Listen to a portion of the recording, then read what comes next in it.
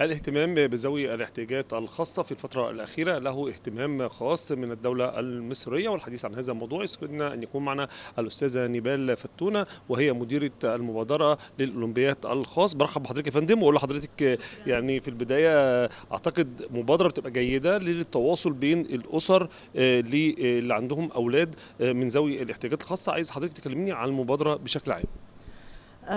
أول شيء مثل ما أنتم بتعرفوا سبيشال أولمبيكس أو الأولمبياد الخاص هو رياضة.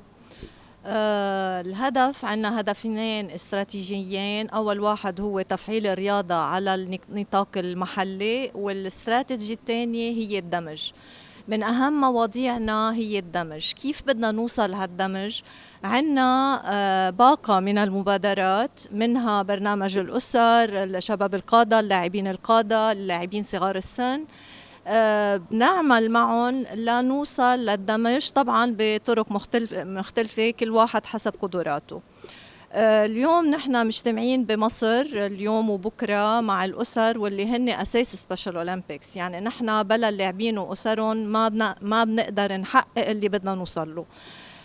اجتمعنا فيهم اليوم لأنه مثل ما بتعرفوا فترة كورونا كان كل الشغل أونلاين، وما في هالتواصل بين المستفيدين من سبيشال أولمبيكس. اليوم بعد ما عملنا استبيان حددنا المواضيع اللي بتهم الأسر، على أساسه بنينا الأجندة، ومثل ما لاحظتوا من شوي جبنا خبراء بمجالات بتهم الأسر، منا أهمية الرياضة بحياة الشخص اللي عنده إعاقة فكرية، المدارس الدامجة من الأولمبياد الخاص، اليونيفايد سكول، يونيفايد شامبيون سكول، وهلأ في معنا دكتور جندي عم تحكي على دور الأشقاء الآخر من غير إعاقة فكرية، كيف بدنا وعيهم ما يحس حاله منعزل لأنه مختلف عن خيه.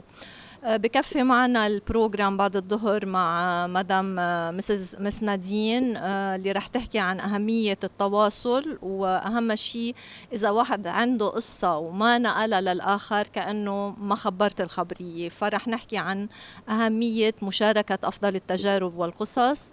وبننتهي بموضوع كتير مهم اليوم، هو حوار مع مستشارة نفسية بيسألوا فيها الأسر عن المواضيع أو المشاكل اللي بتواجههم وكيف بدهم يحلوها. يعني مثل ما لاحظتوا الموضوع كتير شامل ومتفرع. بالنسبة لنا internally رح نحكيهم عن استراتيجي تبع سبيشال أولمبيكس، شو الدور الفعال الأسر ممكن تقوم فيه خلال تواجدنا معنا بالأولمبياد الخاص. نحن اليوم خلقنا مجلس الأسر المكون من 10 بلدان عربية اللي بتمثل الميدل إيست، نورث أفريكا، في عنا الأردن، لبنان، مصر، المغرب، الجزائر، عمان، البحرين، الإمارات العربية، السعودية. بتمنى ما أكون ناسي بلد. 10 بلدان موجودين اليوم إقليميا تيفعلوا دور الأسر. أنت كفرد من الأسر كيف فيك تنقل هالخبرة على الصعيد المحلي؟ مركزين على 4 أكسس جوابا على سؤالك. أهمية الرياضة لأنه سبيشال أولمبيكس هو رياضة. تاني شيء التربية، بلا تربية وبلا تغيير تصرف ما بنوصل للشيء اللي هو الدمج. كل نشاطاتنا اللي بتصير بالمدارس والجامعات تهدف إلى الدمج. بعدين عنا القيادة طبعا لأنه بلا القادة ما بنقدر نحقق اللي بدنا نحققه. وآخر شيء الصحة، إذا كان اللاعب ما كان بصحة جيدة من راسه لإجريه ما بيقدر يمارس الرياضة. الأكسس اللي بنركز عليها هي 4 مثل ما ذكرت: الرياضة، الصحة، القيادة، والتربية. على أساس هال4 أكسس نحن بنبني برنامجنا والخطة عمل اللي بدها تفعل دور الأسر محليا. المجلس باقي معنا 2 2024-2025. بننتقل بعد اللقاء الفيزيكلي اليوم، بدنا نكفي معهم اونلاين ونشوف ناخد الهدف النهائي، ناخد مقترحات تنشوف كيف فينا نحسن برنامج الأولمبياد الخاص من ناحية التعاطي مع اللاعب، لأنه نحن كأولمبياد الخاص بنشوف اللاعب بالملاعب مبسوط، عم يعمل رياضة، عم يربح ميداليات، عم بيسافر. ما بنشوفه لما بيكون معصب، لما بيكون زعلان، لما في شيء مضايقه. هالمعلومات كتير أساسية لإلنا نجمعها من الأسر تنشوف نحن كيف بدنا نحسن الخدمة اللي عم بنقدمها لهاللاعب ولا أسرته. فنحن بالنسبة لنا الأسر هم أساس الأولمبياد الخاص مع اللاعب. وبحب أذكر أنه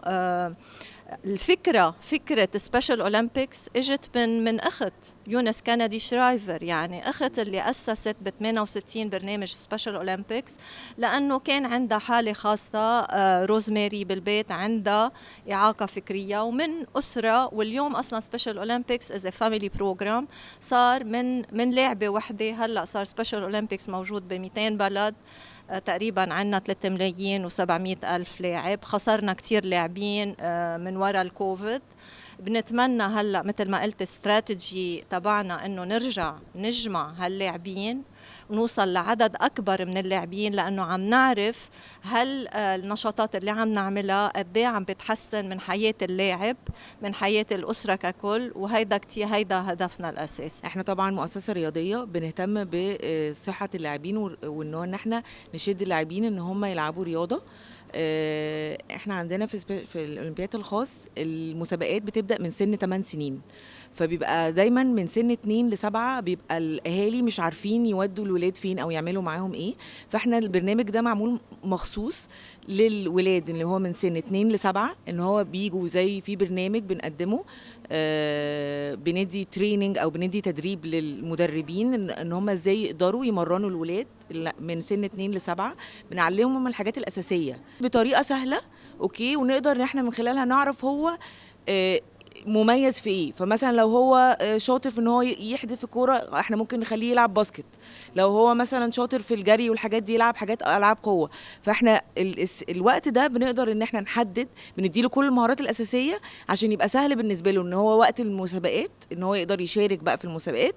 يقدر بقى ساعتها احنا خلاص نحدد بقى هو شاطر في ايه. إبراهيم بلشنا معه من هو صغير بال2009.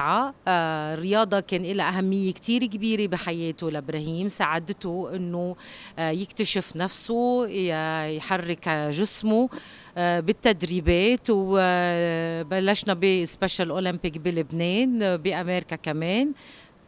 كمان بالرياضة الدائمة، بالمباريات على الصعيد الإقليمي بالأول، بعدين انطلقنا للعالمية. إبراهيم ساعدته رياضة بالاندماج بالمجتمع، ساعدته رياضة كتكوين أصدقاء كتير بالنسبة له، ما حسسته بالاختلاف الموجود عنده. فبالتالي نحن من بعد هيدا المجهود الكبير وصلنا فيه لألمانيا 2023. الوعي الأسري الموجود عنا خلينا نتعامل إنه مش مشكلة، ولكن هو اختلاف. ووعينا الناس حوالينا إنه تعاملوا مع إبراهيم كأنه ولد مثل بقية الأولاد، عنده صعوبة فلازم نحن نساعده بتجاوز هيدي الصعوبة. وسبيشال أولمبيك بالإرشادات اللي عطانا إياها ساعدنا كتير بتجاوز صعوباته لإبراهيم.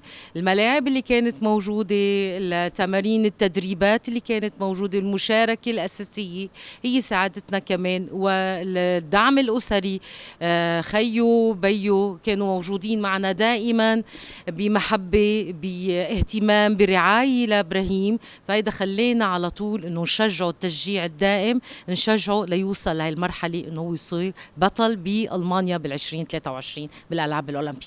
مارس الرياضة من هي صغيرة، من التدخل من السنة التحضيرية في مركز العون. عندهم رياضة، عندهم سباحة. طبعا الرياضة على حسب كل شخص، حسب قدراته، على حسب قدرات كل شخص.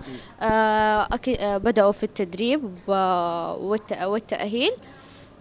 بعدها شافوا أن ريماس قدراتها ما شاء الله في الرياضة عالية كويسة. كان هناك في المركز ماراثون هيا نمشي معا يعملوه كل سنة. كانت في البداية لسه ما عداءة، لسه بس مش عارفين قدراتها في ايه بالظبط، فهم كان لازم ما كانت عداءة في البداية.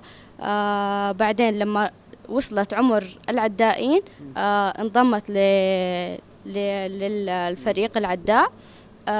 أخذت المركز الأول، أول سنة لها أخذت المركز الأول 2 كيلو. 2 كيلو على بالمركز الأول.